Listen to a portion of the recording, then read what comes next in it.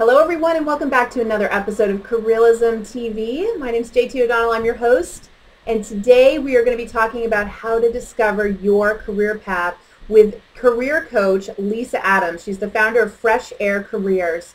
You know that this is all part of our free webinar series that you can attend. Here we are at Careerealism.com, and you can see that we've got a free webinars tab right up there in the middle of the screen. So for those of you that found out about us through Twitter or LinkedIn or Facebook and have never been to our site before, please come over, check out all the free webinars that we're going to be hosting. We're here live Tuesday, Wednesday, Thursday, each and every week with a new expert each and every time. And that leads me into showing you who Lisa Adams is. Lisa is one of our Careerealism approved experts, and you're taking a look at her bio right there over on Careerealism.com. She has an incredible LinkedIn profile, and of course she's open to connecting with you on LinkedIn. And you know the rules, folks. If you're going to reach out to one of our career experts, just make sure that you tell them where you heard of them, obviously on our show, so that they know why you're reaching out to them and they can connect with you. Here is her website, and I really encourage you. This website, besides being beautiful, is extremely practical. It's called FreshAirCareers.com, and you can see a picture of Lisa right there. She's got her very own blog, lots of coaching, lots of resources. And of course, she's on Twitter. You can see her right there as well. So with no further ado, I think I should bring Lisa up onto the screen so that you can meet her all. Lisa, you're live. Can you say hi, everyone? Hey, everyone. How are you? Lisa, we're so glad to have you here. And, you know, you were one of the experts that jumped right on this when I said, hey, how do you find your career path? What do you think about this? And why were you so quick to jump onto that? What are you seeing in your own private practice with respect to that?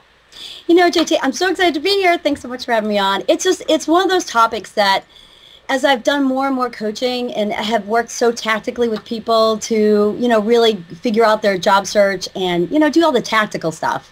But yet what I find is sometimes when you're doing that tactical stuff, we have to go back and really look at that career path and the target. Without the target, you're stuck. You're really, really stuck. And so I'm really passionate about this because it just, I can't seem to talk enough about it, really, truthfully.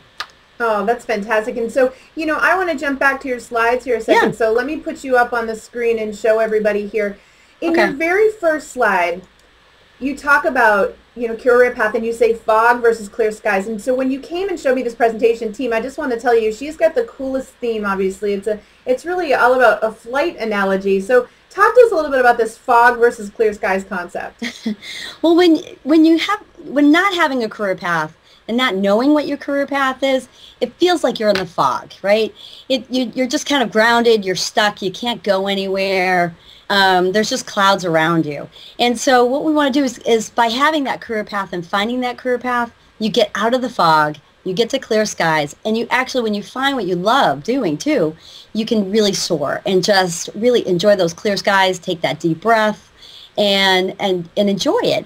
So I really find that when you don't have a target or career path identified, it's like getting stuck in the fog. And you really want to bring life to your career and get out of that fog. And you want to think of it, like I was saying with the analogy, you want to think of it like a flight plan. So to get yourself out of that fog into the clear skies, it's developing a flight plan around that. And we're going to talk about that today. But, you know, you're the pilot. And you're going to be flying on a particular aircraft, and we're going to talk about what makes up that aircraft. And we've got in-flight beverages, which mine are free. And ultimately, you know, it's a journey, right, JT? I mean, we take all of our clients through a journey, and you have to figure this out, and it's a process, and we talk about that. Now, I couldn't agree with you more, and I do hear a lot of people saying that they feel like they're in a fog, and I think when you're in a fog, you slow down. Yes. Right? You're overthinking things. You're certainly not moving forward versus that clear skies concept. You know, we've all been in a clear sky moment. We're on fire. You know, you just know where to go and you feel good. Wind is in your hair. And I mean, I literally feel that analogy when you presented it. It makes so much sense to me. Yeah, I think, you know, in your fog too, you're just so overwhelmed, right? I mean, that fog, you don't know where you're going. Like if you're driving down the street and all of a sudden a fog comes in, it's like, oh, what happens? And you panic. And we don't want to panic. We want to move forward with intention. That's so true. Well, let's talk about that, because if we move over to your next slide here, let's talk a little bit about, I have to have a career path. And you say in this slide, really, why? So let's talk about that a little bit. Yeah, it's kind of like, why do I have to have a career path? You know, why do I have to be intentional? Well, without that job target or the career path, you will flounder. Absolutely. Not only will you feel like you're in a fog, because sometimes people can actually find jobs and not be so intentional about it. Things fall upon their laps.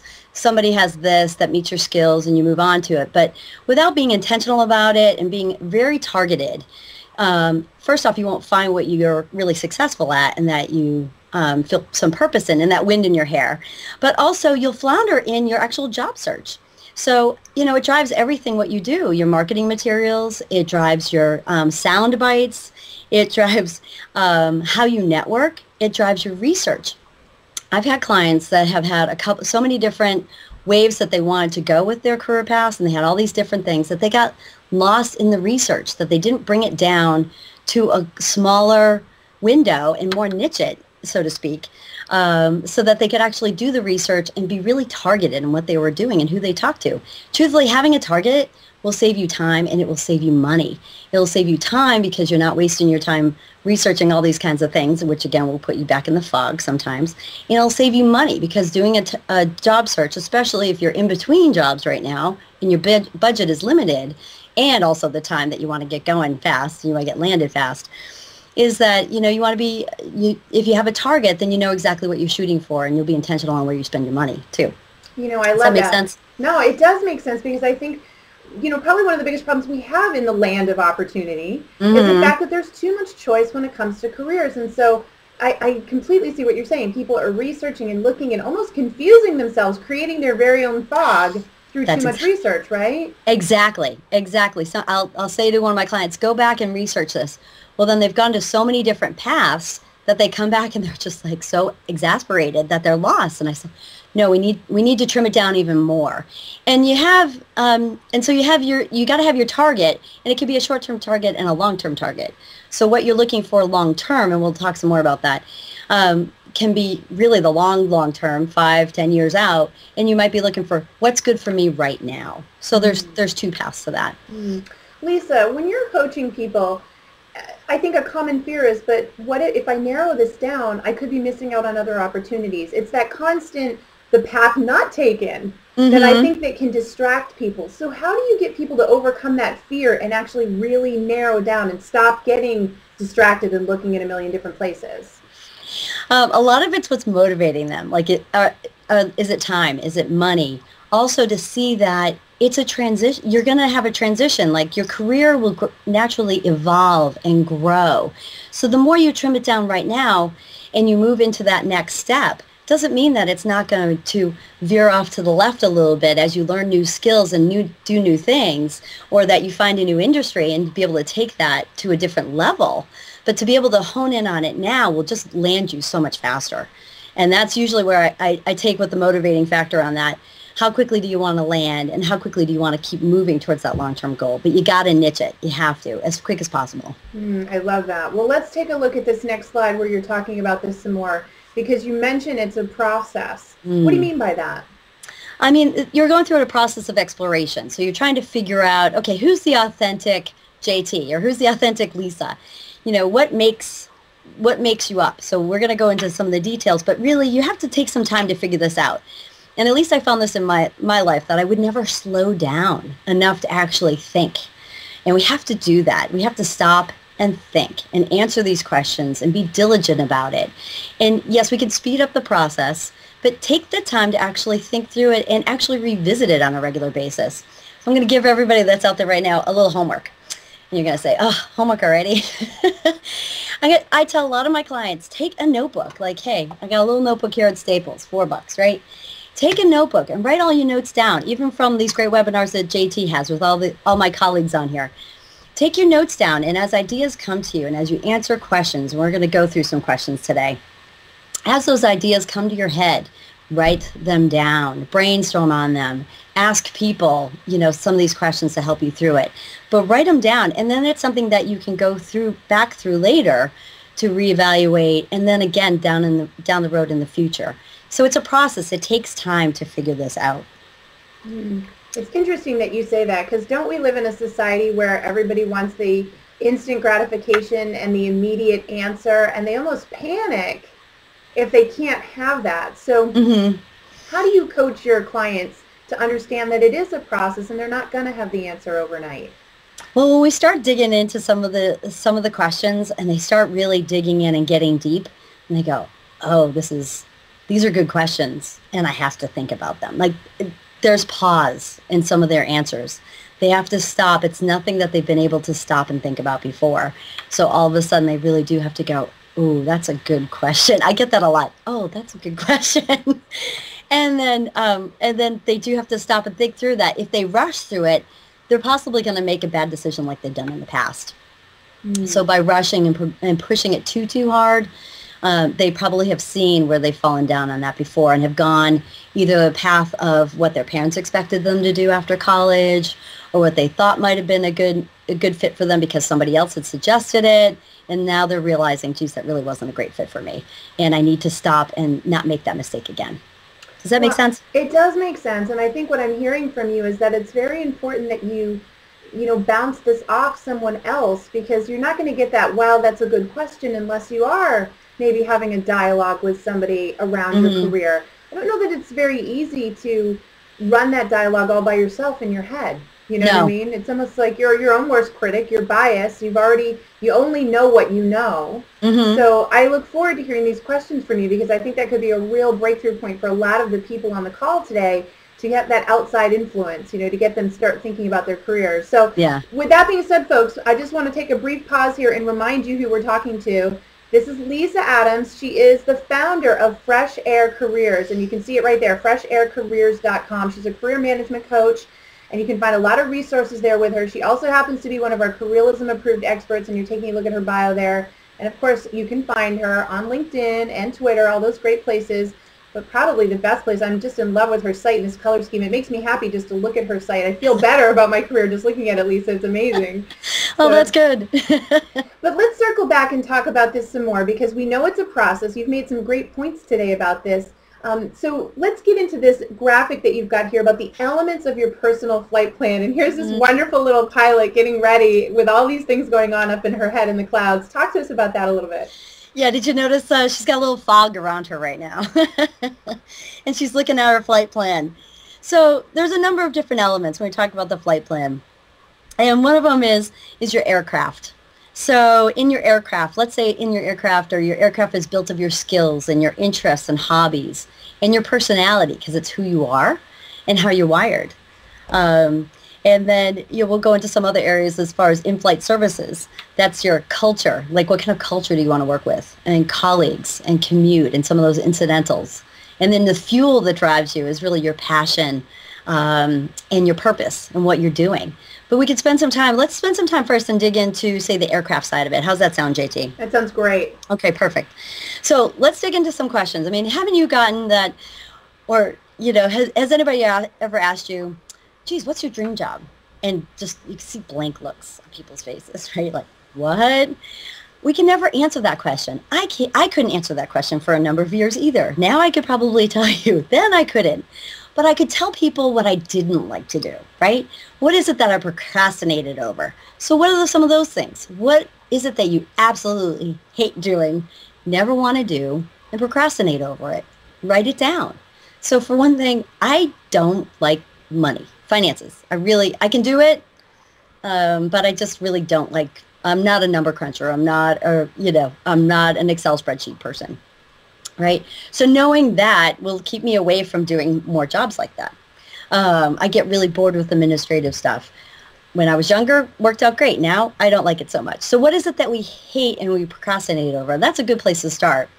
Then we can go on the flip side and say, what is it that I really get engrossed doing? What is it that, what am I doing when I lose track of time? Right? Is something as simple as spatially reorganizing your house? Is it something like painting? Is it something as silly as, organizing the spice rack? Is it reading? Is it learning about history? Is it getting involved in a political campaign? Is it fitness? Whatever it is it a project? Do you, hone in on taking a writing idea and just write, and next thing you know, it's hours later? I mean, what is it that that you lose track of time? And that's a good indicator of something that you really love to do and that you're probably really good at. Oh my gosh, I love that question. How do you lose track of time? What is it that you do that makes you lose track of time? what an interesting way to look at it, in terms of identifying the things that you like to do. And I'm also just thrilled and a total fan of your idea of let's just avoid the things that we don't like to do. What a novel concept. Absolutely. And we have our strengths and we have our weaknesses. And we can't just totally work on our strengths. We have to do work on some of our weaknesses, just to make us better, nicer people. At least that's some of my weaknesses. But you got to be able to know what is it that you just really don't like. And that will actually help maybe trim down the stuff and help you figure out what you do like. And I mean, that's what we're always looking for, is what is it that you really like to do. So for instance, JT, I've got a client who, she was fantastic at project management. And everybody said, oh, you should be certified project manager, you should run all these big projects, yada, yada. And she thought I was great and looked into it. You know what? She found out, yes, I'm a good project manager. I kind of like doing it, but perfectly honestly, it bores me to death. So she just said, I like smaller projects. I like certain types of projects. I don't like the big projects. She did not want to go into project management full time. It just bored her, even though she was good at it. So there's another aspect too. You may have skills that you're really good at, but maybe you just don't enjoy them, right? That happens too. Well, that's interesting, because I have up your graphic where you show the airplane and you sort of organize the things that we're talking about. And I see your point. And we all have a lot of skills, but that doesn't mean they're the skills that we want to use day in and day out. And so what you're suggesting is doing a lot more self-discovery around your interests and making sure that it's the skills you actually want to be leveraging. Am I hearing you right? Exactly. Perfectly worded. Yes, you want to be able to hone in on the skills that you're good at, but you also enjoy. So let's go a little farther up that flight pattern on my little graphic there. So in addition to what else you get engrossed in, what are some hobbies that you have? What are some things that you've always wanted to learn? So for instance, one of the things that I always had an interest in, JT and I were talking about this earlier, was interior design. I love color. I love fabrics. I love how things are organized. My mom was an art teacher. I think I'm kind of wired that way.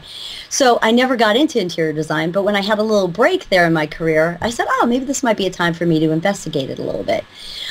So I worked a little bit in the interior design field and quickly realized that I appreciate it. I have a slight eye for it, but I don't have the eye.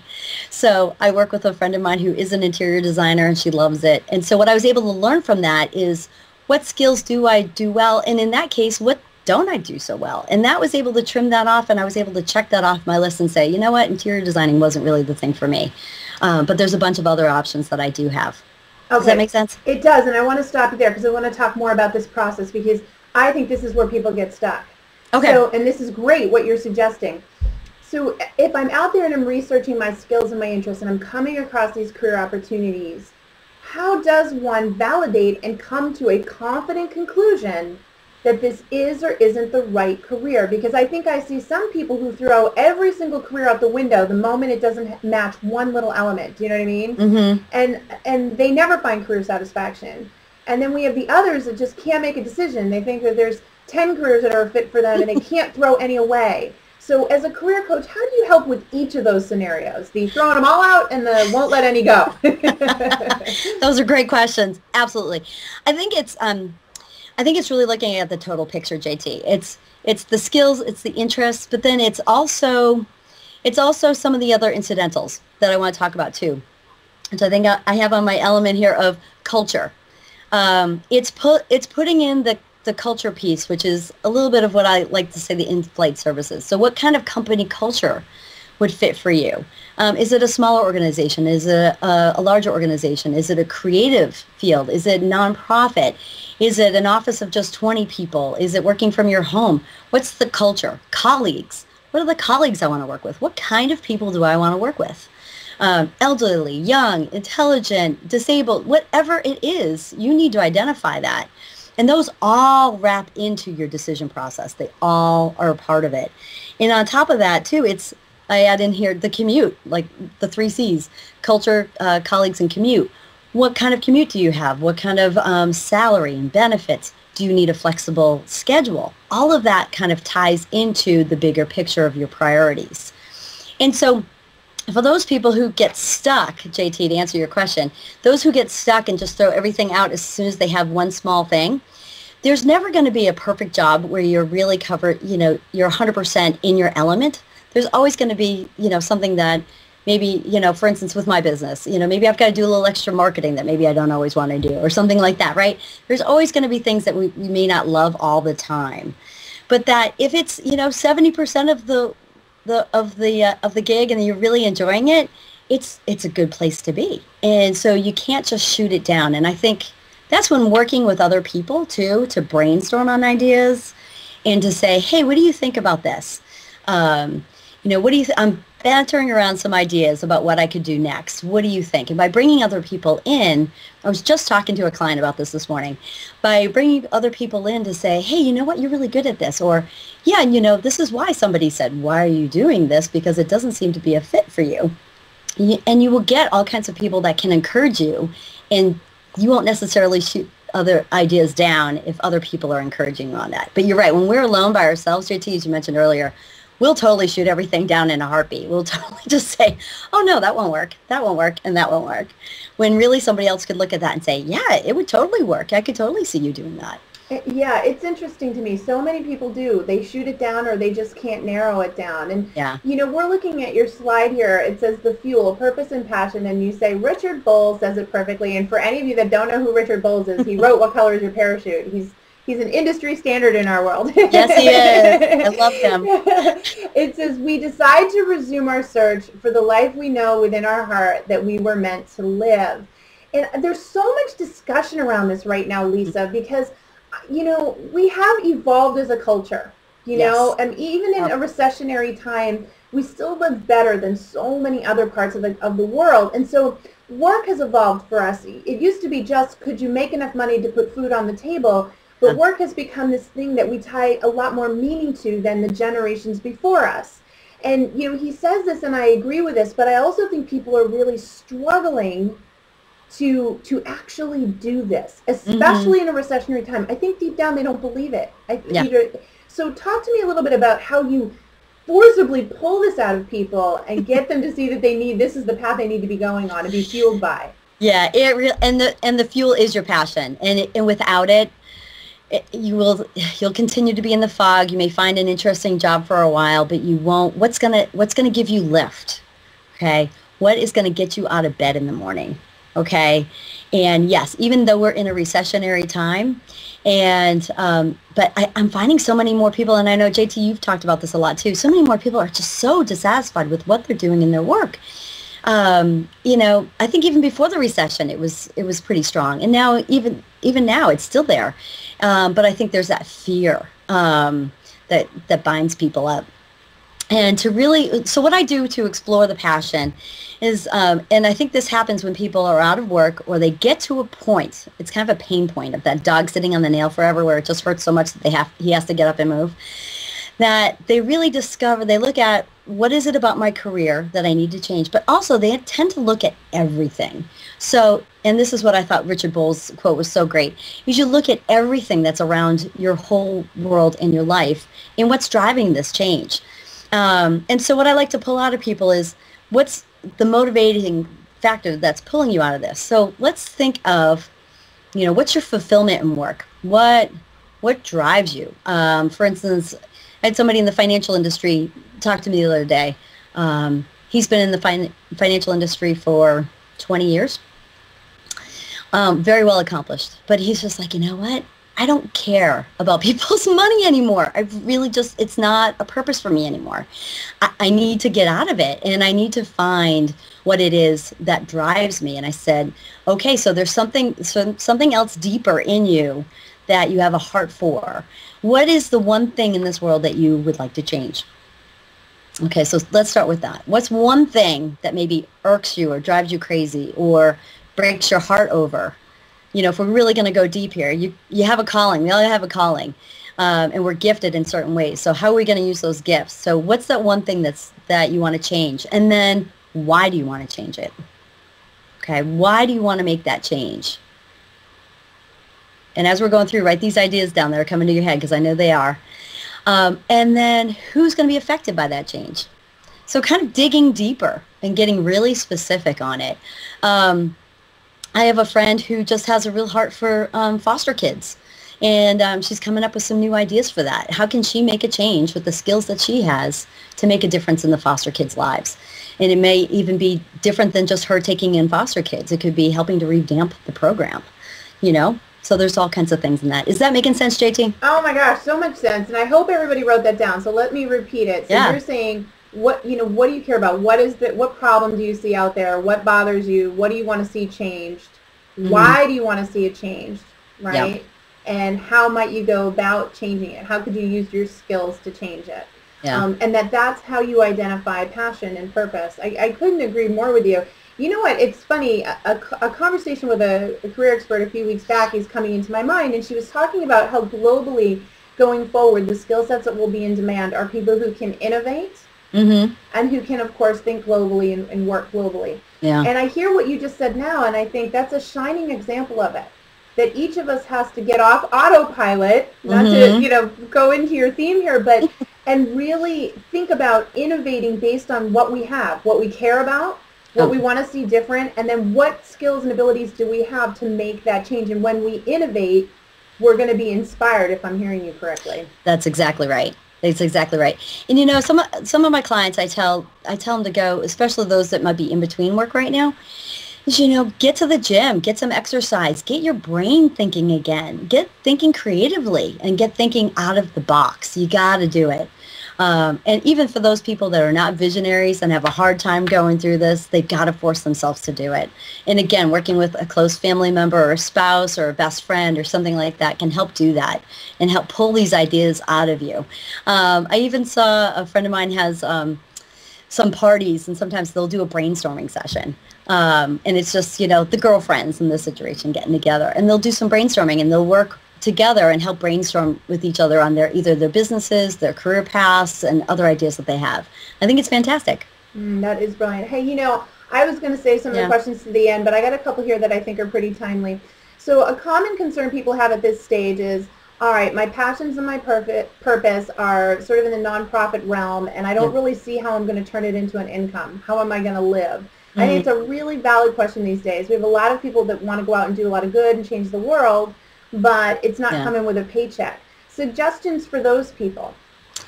And that does come up. I think sometimes our self-doubt, and when we think through the process of brainstorming, a lot of times we shoot something out because, oh, geez, if I could do that, that would be awesome, but how would I make money doing that?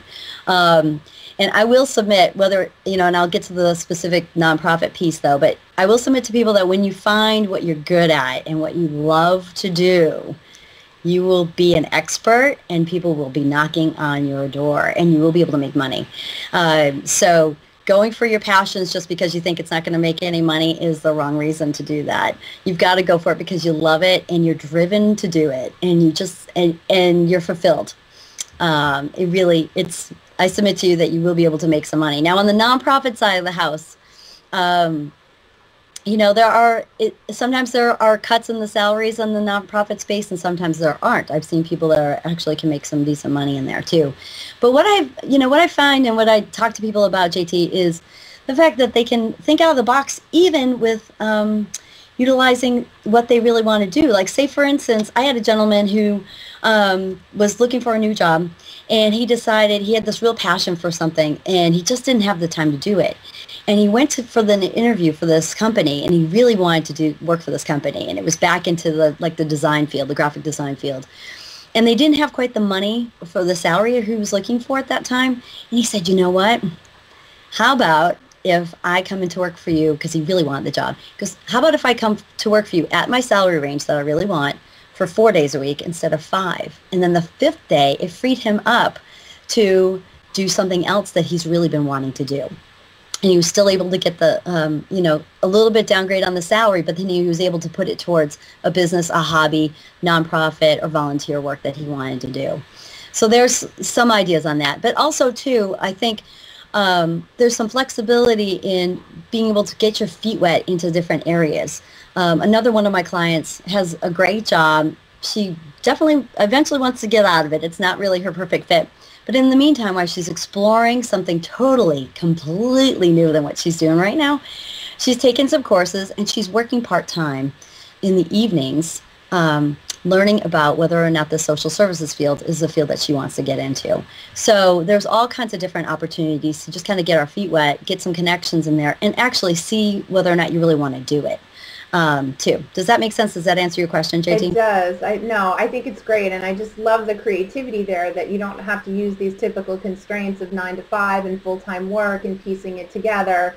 What if one job can fund the other? It's brilliant. I think that's the way we have to look at it these days, most definitely. Yeah, and I think even in today's environment, I think there's, my clients will say, oh, geez, I'm stuck. I can't. I have to do 9 to 5. I have to work 60 hours a week. Well, you know what? With the economy, I think there's an advantage to those people that think out of the box, because more and more companies, especially the smaller companies, are definitely willing to work out different routes, different flexibility, different arrangements.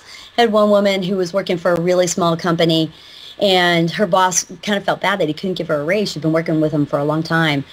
And she was just at a point where she was actually looking to cut her hours back. So she said to him, hey, in lieu of a raise, how about if I just leave every day at 3? And he said, I think I could do that. And so now she's getting the same pay, but she's home 2 hours earlier to get her kids off the bus. I mean, how good is that? And it doesn't hurt to ask, right? It doesn't hurt to ask. It's such a brilliant solution. But again, I think it requires people to kind of get out of the in-the-box thinking that you mentioned. You really gotta get creative. I want to talk about one more element of this, which is, what do you do when people are really pushing you in a certain direction? I think part of the reason people struggle to find the career path they want to go on is external pressure. People have it in their mind, like you mentioned, parents or friends or even loved ones, significant others, want you to do a certain thing, want you to make a certain income, want you to look a certain way. There are a lot of external pressures for people today. How do you guide them to stay true to themselves and kind of work through that? Because it's hard. It's hard to stand up to those folks that are in your life. It is. And I've worked with a lot of people like that too. It's, what I say is, as we go through this process, I say what's negotiable and what's not negotiable, right? So, okay, what is it that you can kind of give and take on? Is it a certain pay? Okay, fine. Maybe it's a certain pay, but maybe you can work in a different field. Is it parents really putting pressure on young adults? Well, at that point, the young adults need to step up for themselves and become their own adult, right? So we need to mature and kind of be able to put our foot down and put some boundaries around what's being required of us, or asked of us, I should say. But I think as I was, when you go through some of the questions that I've been asking, what are the skills, what are your interests or your hobbies, what gives you lift, what's your fuel, what motivates you, what's going to get you out of bed in the morning, brainstorming all of those, I say to people after that, really pick out the top 3 or so non-negotiable items. What is it that's non-negotiable to you? And then after that, kind of prioritize it. And even in the situation that you just brought up, what's negotiable and what's non-negotiable. And if you explain it, if they're loved ones, and you explain to them, really, I can't go into that kind of environment again. It was toxic. I need to be born in an environment that's like this. Then your loved ones will understand, because they'll see you flourish too. Does that make sense? It does. It really makes sense. All right, I want to stop you there for a quick second, because I want to remind everybody that we are talking to Lisa Adams, career management coach over at FreshAirCareers.com. You're taking a look at it right there. Lisa's one of our Careerealism approved experts. You can go over to our website, find her bio, and I just want to scroll down and show you. She's written some amazing articles that are all linked on our site. You can go read more, learn more about Lisa, and definitely hook up with her on LinkedIn, but tell her where you heard her here on Careerealism TV, and go over here to her incredible resource, FreshAirCareers.com, for sure. Lisa, let's move forward here on this, because I want to talk a little bit about when you're putting it all together. You've mentioned doing the research, but then identifying the non-negotiables and bringing it together so that you can really soar. What are some of the techniques you use to help people filter all of this and get out of analysis paralysis and move forward? Yeah, great question. So you take your list and you prioritize it. You figure out your non-negotiables. And your non-negotiables are first. So, for instance, when I was going back into the work world probably about 5 years ago, my husband was going back for his master's. and we had 2 young children. I had to think through what were my non-negotiables at that point in my life. I kind of had an idea of what kind of job I wanted to be working in. I had an idea of what kind of pay, but some non-negotiables for me where I really needed to have flexibility. I needed to work 4 days a week. At that point, I really didn't want to have a team reporting to me. So I need to know what those are and write those down and be true to those. And then after that, things were negotiable. Like, I ended up having a lot longer commute that time than what I wanted, but it ended up working out fine, and I ended up loving it. So first I was like, oh, this is a long commute, but everything else worked out fine, and I enjoyed it. It was a great job. So you go through that, but then also you do some brainstorming on some things and do some research. So some of the brainstorming might take some of those skills that you have, like say, hey, I have a passion for political history.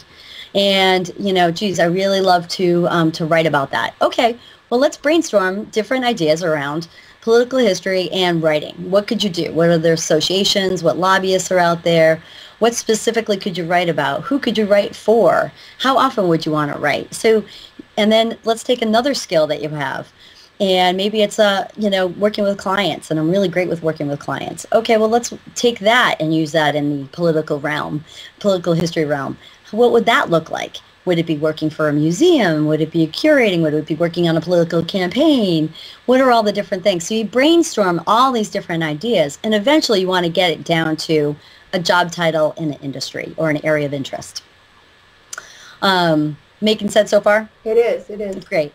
And then from that area of interest, what you want to do is really start researching specific companies or organizations, associations, nonprofits, whatever it is, that spark your interest in that industry or that interest. So what is it that you get sparked about? What is it that organization is doing and doing differently that really resonates with you and resonates maybe with your purpose?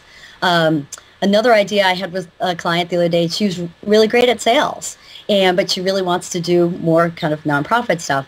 And I said, well, how about you look at a company, for the time being right now, because you really kind of need to be in sales and be making some money. Why don't you look at a company that actually sponsors a philanthropic organization that you're really excited about? Maybe that would help you be part of that organization, get engaged. Maybe you could be a part of that drive. Who knows, might get you a foot in the door with fundraising for that organization and to be able to use her sales skills in that. So you just never know how it's going to go. So that's where you want to start trimming it down so that you can make a decision. You want to research it. And then I even suggest to people doing some quick informational interviews. I've got somebody that's going to be talking to my CPA soon to see about accounting. Quick 15-minute phone call with somebody to just say, hey, I'm researching becoming a CPA. I'm researching accounting. What does your normal day look like? How did you get in the field? What other education am I going to need? What are the pros and cons of being in there? And I'll tell you the truth, once you spend some time doing that, you will know whether or not you like it or not. That's how I found out about coaching. I started doing my own career path and my own investigation and discovery process about 5 years ago. I was one of those people, JT, that had like 5 different ideas. Oh, I could do this, I could do that, I could do this. And I just couldn't pin it down. And I was at a point where I just really wanted to pin down one and really go with it for a while and not feel like I was making another 5 years worth of mistakes.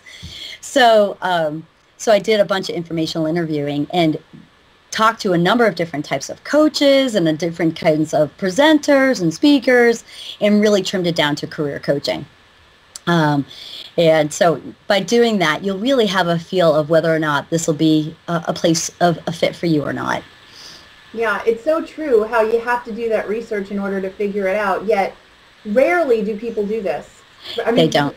Honestly, if we all just think about how crazy the traditional job search model is, mm-hmm. I go out, I look at a bunch of job postings, I try to match myself to them. Yes. And apply to a job and get a job. There's absolutely no thought or planning or informed decision making or ownership, nothing. And we wonder why 84% of America is unhappy on the job, right? That's exactly it. I know, exactly. And when I tell people to go use the job boards or something, go use it to research it, to see what sparks you.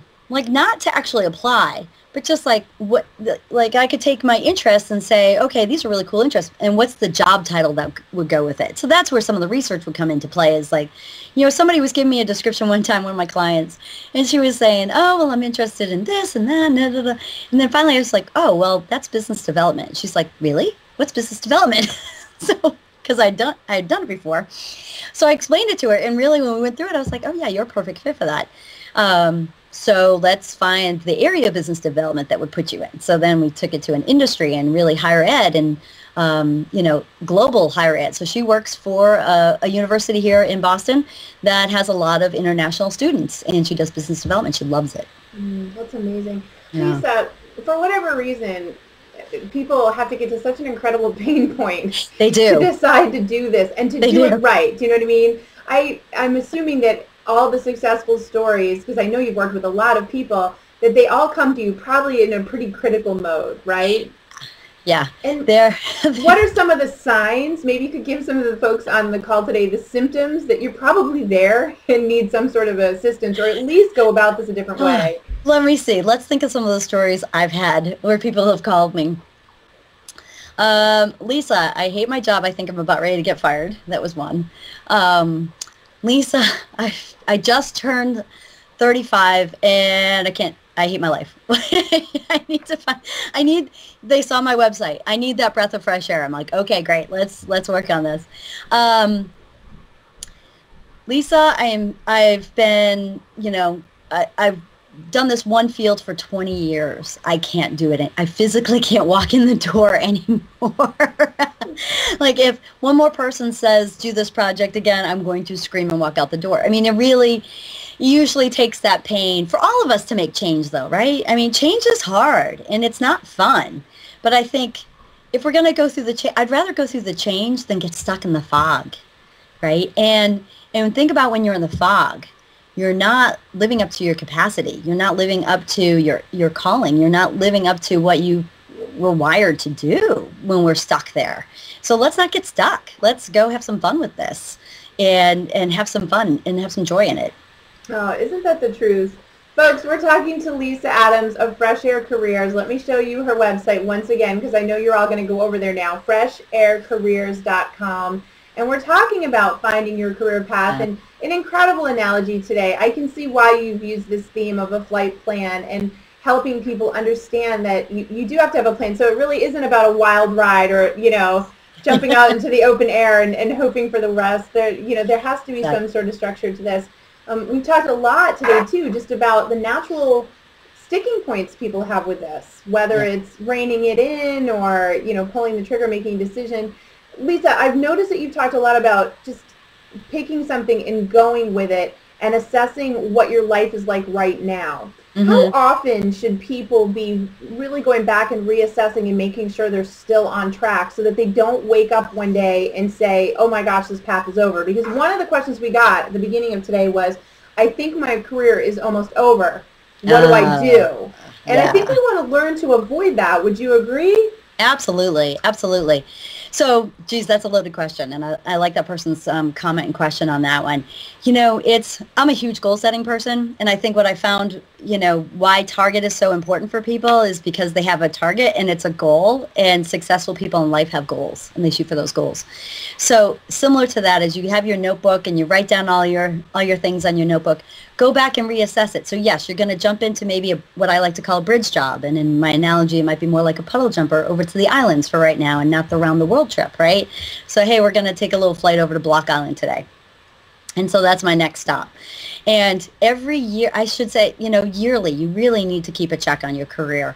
Where is it progressing? And even, in your job, I'm really a stickler on that 90-day kickoff plan with people when they first get into their role. Make sure that they're setting themselves up for success. They've got good communications with their boss. They're putting plans together. They're putting goals together. So looking at those on a regular basis is huge. And just kind of doing a check-in. Where am I progressing on this? My career over the 20 plus years of my career has made all kinds of different curves. Some of it was pretty logical, actually. When I look back at it, it was in human resources, and I did all kinds of transitions, but I made purposeful moves on it.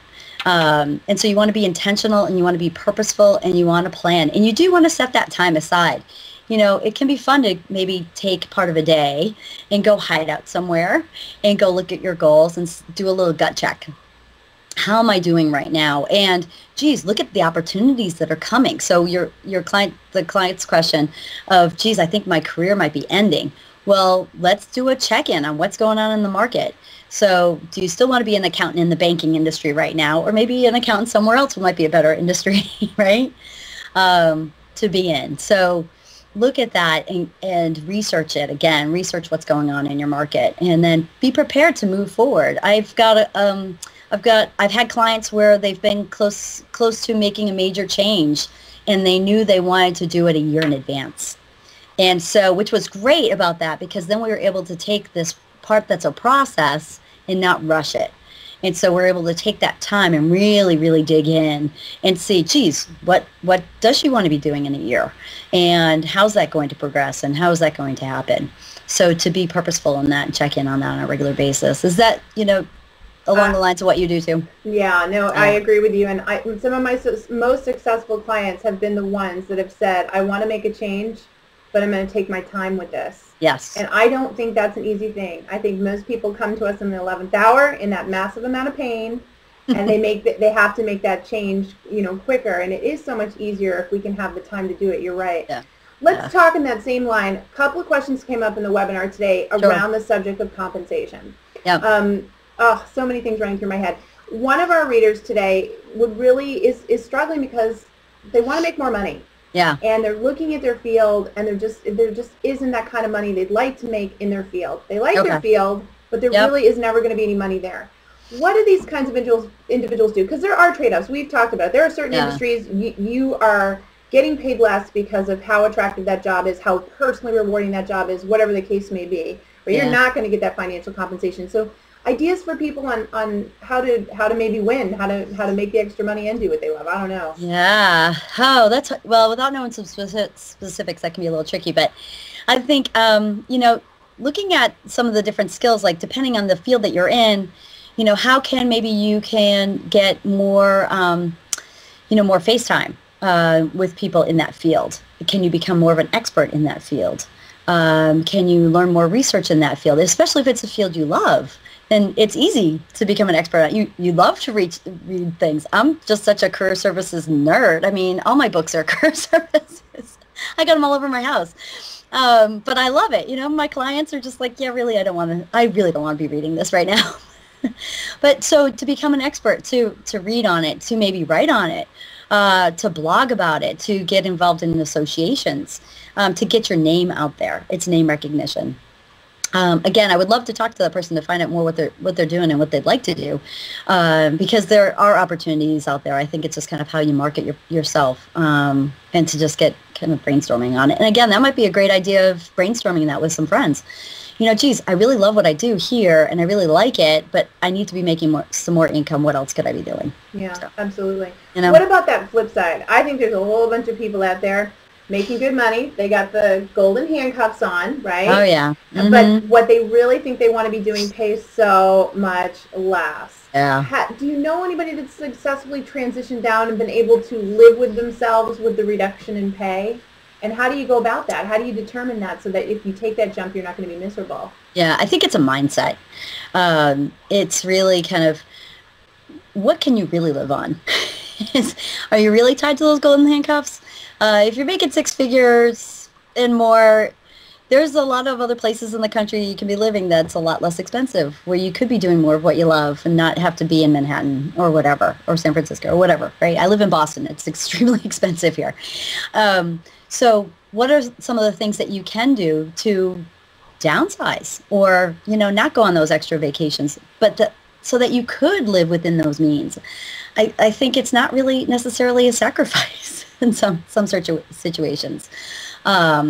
And to really pursue what you love. I have seen people that have moved on and have gotten away from those golden handcuffs. I'm working with someone right now, and they've just found their life to be so much more fulfilling. And you know what? When I find people that are successful in other fields, they transition to something else that they love maybe even more, and they're just as successful, if not more. So, yeah. Are you finding that too? I do, and I feel like people can go back to the higher paying salary at any time. Yeah. And maybe you will. I guess, the other point is I've seen people who have left and done something for 2 years and said, wow, always wanted to try it. Now I know it's not for me. Right. Appreciate my old job 10 times as much, right? And I'm ready to go back and earn that income or do what I was doing. I think perspective is key, Sometimes you just got to go know for sure that it, is it or not right for you, Yeah, and sometimes I think it's a transition for now. I work a lot with moms that are either coming and going, they're detouring or on-ramping. I have a friend of mine that owns a conference for that, and we work with moms that are just either coming back or getting off, and they feel, they want to be home with the kids for a little bit, or they want to be able to work from home for a little bit, and they just, geez, should I give up that education? I just got my master's degree, and they feel guilty giving that up. And I said, you know what, it's just for now. If you want to work full-time and you want to be doing that in your field as a PhD or whatever, then do it.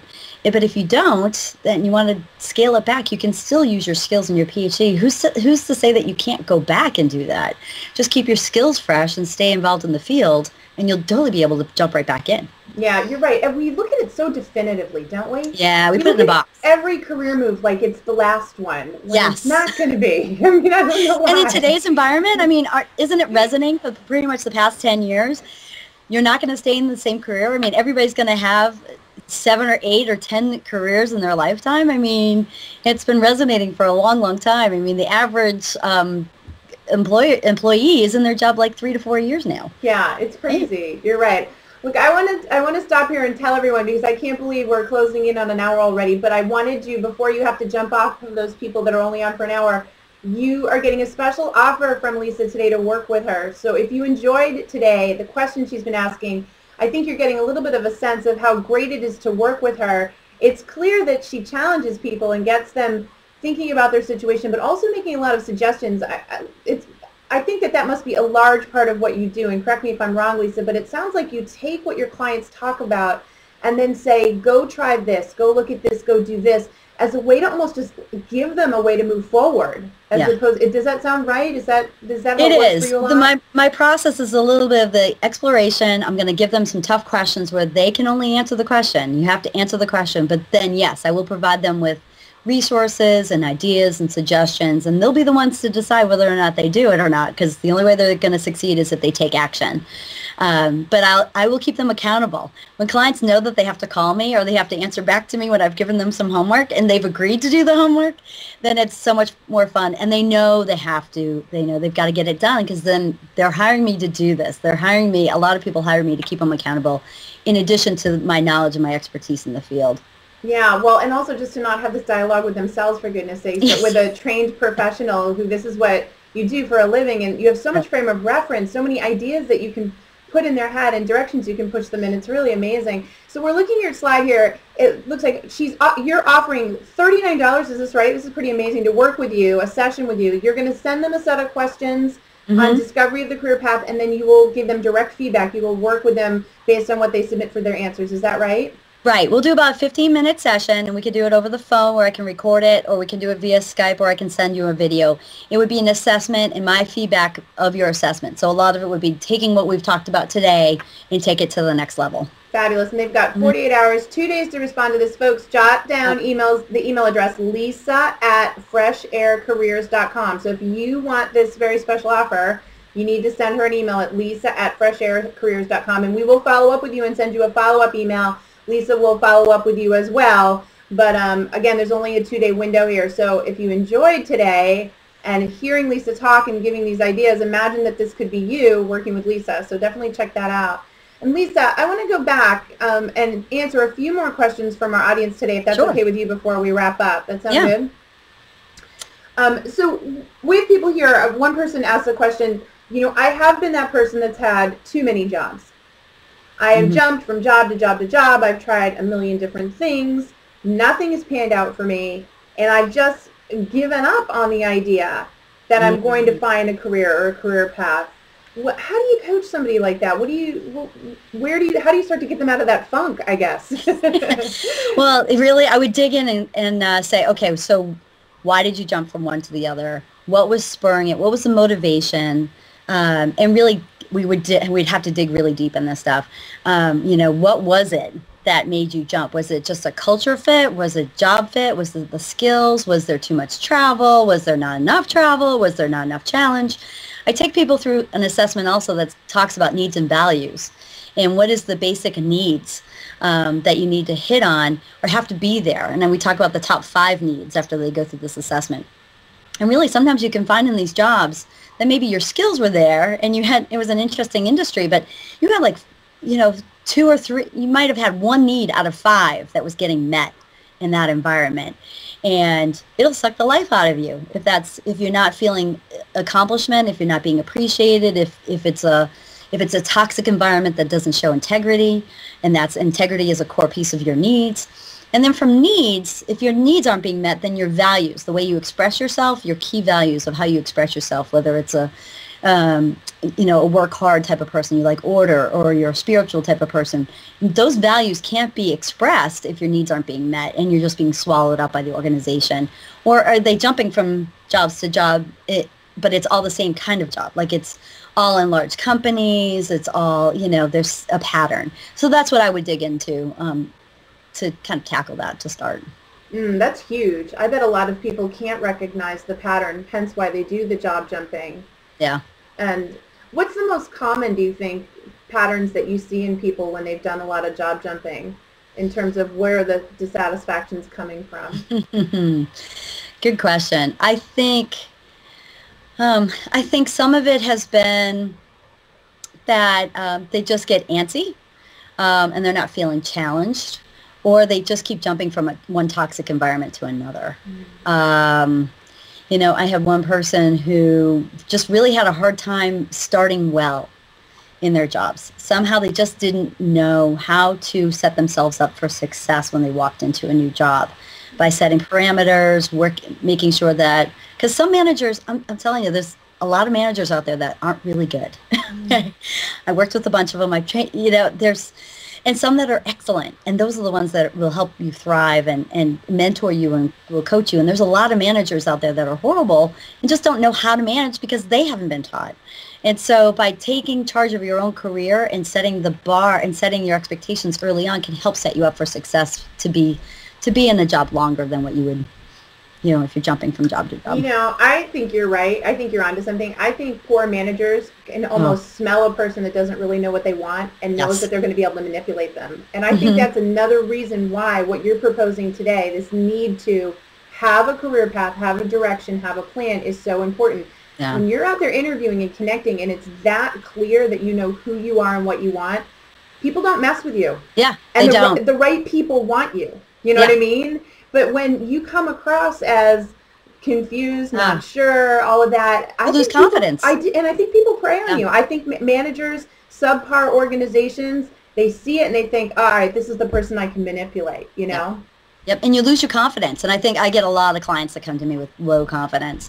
And that's part of what I work on with them on, is just building their confidence back up so that they feel like they can go in and negotiate what they want to negotiate, what they need to negotiate, and set themselves up for success. Oh, I agree with you. You must see a lot of people, we call it crisis of confidence. And I think that absolutely. They can't even believe that they're worthy of choosing a career path.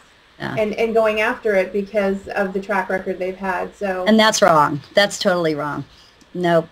Yeah, I agree with you. I mean, you're just so much a better person when you're pursuing what you want to be doing. It's huge. Yeah, and one thing there to add on to that without chewing up too much time, but I set people through this great exercise of writing down their successes.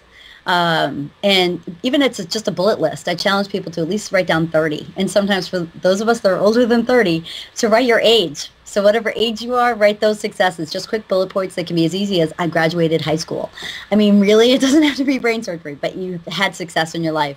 And to start reminding yourself that you can have success again. No, it's huge. It's great feedback. Folks, I've got the slide up one more time for you. You're looking at it. You can work directly with Lisa for only $39, but it's only good for 2 days, folks, and you have to email her to get the offer. It's lisa@freshaircareers.com. And so with that in mind, Lisa, again, an hour has flown by. I'm going to make you come flying up on the screen here. I want everybody to see you big and bold in the front here. Yeah. And I just want to ask you some final thoughts for all those people out there that heard this today and said, all right, you know what? I think that it is time to have a career path. I get it. I agree. What can they do today to make a difference? Well, today I would say you could start working with me. We could start working immediately together. I would say take some of these questions that I've asked and start writing down your answers and really start taking the time to answer your questions. One of my new favorite quotes that I've got out here lately is, life is not about finding yourself, it's about creating yourself. So let's create the new person and find that and dig into the details that you already know about yourself. You just need to create it. Oh, I love it. That's fantastic. Lisa, thank you so much. This was Thank really, you. really helpful. Lots of comments in the chatter box there saying thank you, thank you, thank you. So folks, go over. Lisa, it was so fun. Lisa@freshaircareers.com. Go email her today, and you'll be back on again soon. You'll come back and visit us? I would love to. Absolutely. Anytime. Excellent. All right. Thanks, JT. Thank you, everyone. Another episode of Careerealism TV done and gone. I hope to see you back here real soon, folks. Bye-bye now. Bye now.